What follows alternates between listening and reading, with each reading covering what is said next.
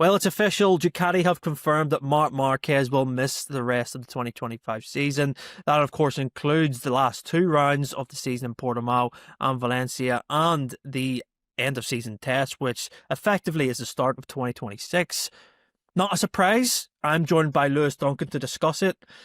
Lewis, like I say, the prognosis of 16-week recovery time, Mark saying he would respect the decision from the doctors and the advice and listen to his body.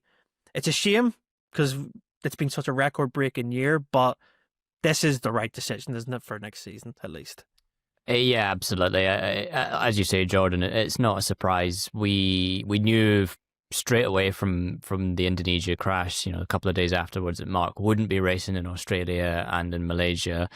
There was kind of some hope that maybe he would be back for around about Portugal time. That timeline changed very much when a second check about a week after the injury revealed that he needed surgery. The bone fracture in his shoulder, his right shoulder, and the ligament damage was a bit more complicated than he originally thought, and they didn't see the required kind of consolidation of the injury by immobilising it. So a recovery period at that point was kind of issued at around about 16 weeks, which was set to rule him out of the end of the championship anyway. Ducati hadn't even yet confirmed that he was not going to race in Portugal, but were heavily implying so last weekend in Australia. So yeah, it's unsurprising. It's disappointing for Marc for his championship celebrations to end as they have done. It's disappointing for Ducati to have to face this situation again of finding replacement riders and amidst what has been a fairly turbulent kind of season on the other side of its factory garage, Marc has been that stability. It has, been the rider to get those results, particularly with, the growing threat from Aprilia, from other manufacturers as well. So, it's disappointing all round, and the fact that he's not going to be on track for the test as well is a little bit of a headache for Ducati. They needed his feedback. They've had some 2026 parts, obviously, at the Misano tests, and, Marc's been trying some stuff for 26 during race weekends, after, during the Indonesia race weekend before his crash. So they'll have a little bit of an idea of direction from his feedback, but really what they needed was his initial feedback on kind of the more complete package that they'll put on track in Valencia. So, that's going to be a problem for them going into the winter. And unfortunately, Marquez's recovery time puts him right around about the time of being back on track at the Sepang test. So he's still not going to really be at full fitness days. Yeah. So he's already looking like having a pre-season of just getting his arm back up to fitness, let alone testing anything. So on the one hand, I guess it's good for Ducati that there is an engine development freeze in place. That's one very complicated bit of development they don't have to rely on Marc for. However, they will be missing his feedback on this upcoming bike, and that's then puts the spotlight firmly on Pecco Bagnaia. Absolutely. And just to talk about Marc, and he's not new to this. This is, if you're new to MotoGP, it probably is a shock that the world champion's injured, but this is, like the 4th time or 3rd time with shoulders at least.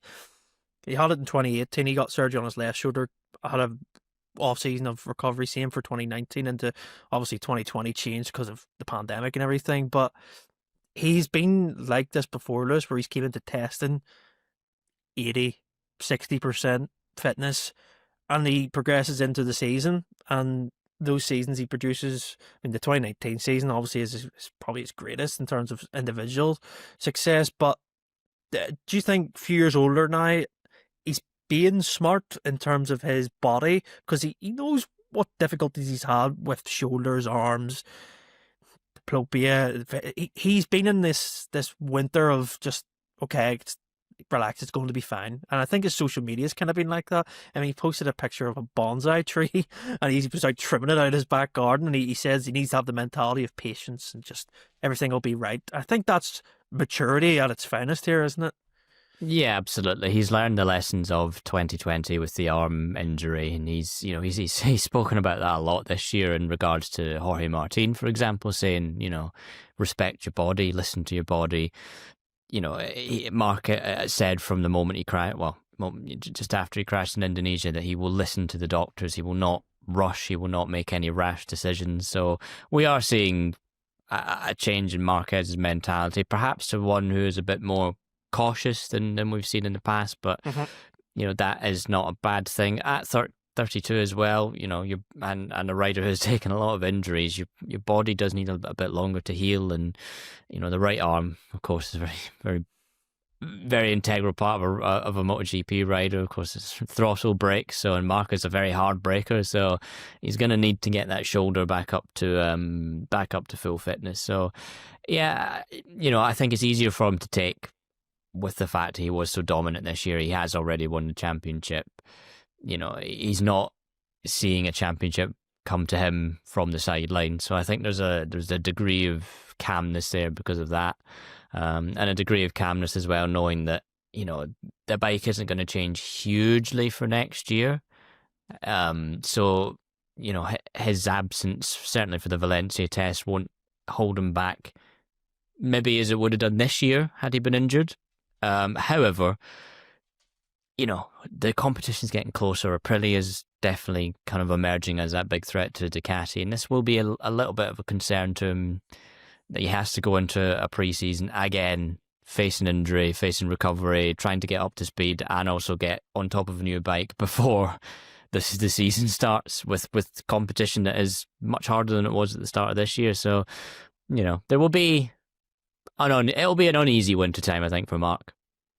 Yeah, I think it also is highlighted with like you say at the start, with Pecco and how the test's going to go. I imagine Marc will be at Valencia just to listen to the feedback, be like, okay, this is what we're looking at. Of course, he's got his brother in that too. He can kind of benefit to hear, okay, this is what the bike's like. Has it changed that much? My comments, do they line up from where I've been in the season?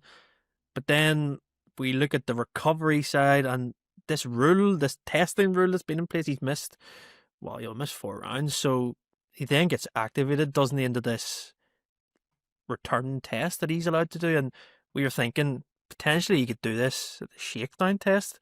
Just, we need a clarification on it, but it could be the place where he actually gets a day or two extra just to build into instead of going straight into the test with everyone else, he gets a day just to evaluate himself. Do you think that hasn't been really looked at by anyone else? He could potentially return then when there's rookies on track and stuff.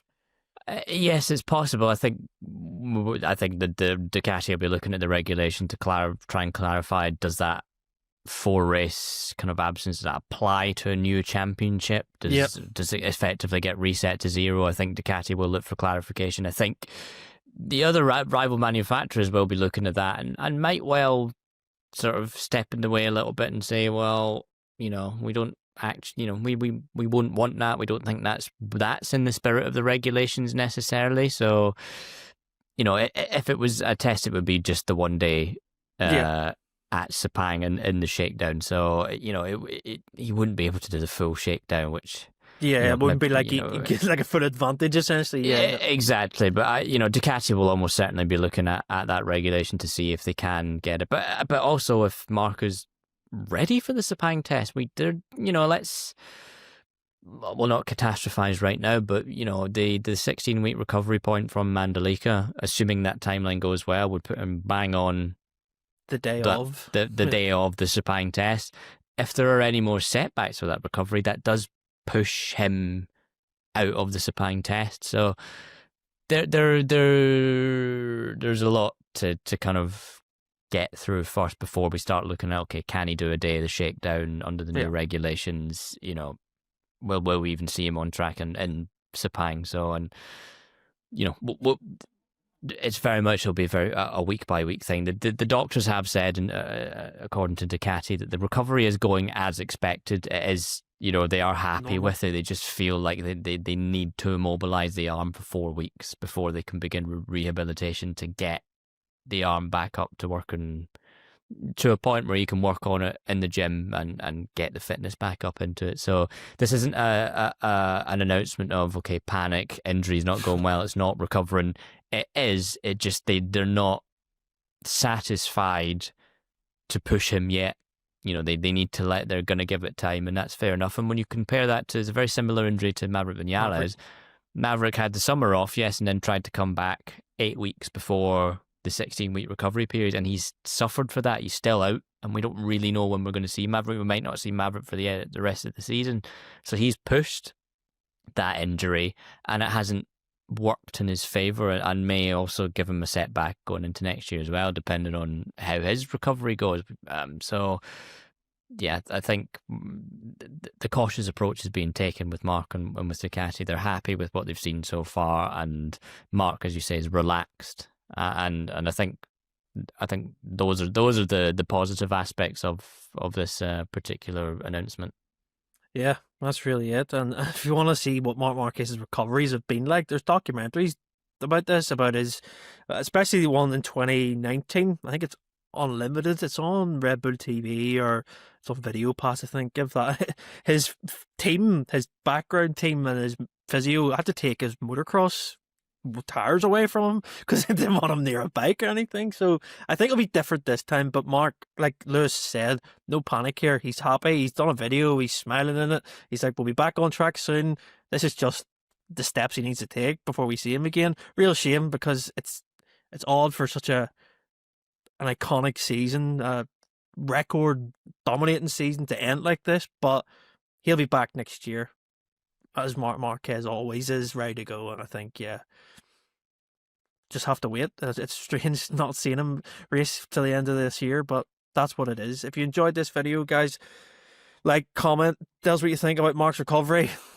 Do you think he'll be back in time for Sepang next year? I think he should be, but yeah, let me know your thoughts. Go head across to Christ.net. We've got stuff on there, especially this weekend if you're watching. Plenty of juicy stuff about Sepang 2015 as well. And yeah, like I say, subscribe to the channel if you're brand new, and we'll see you next time.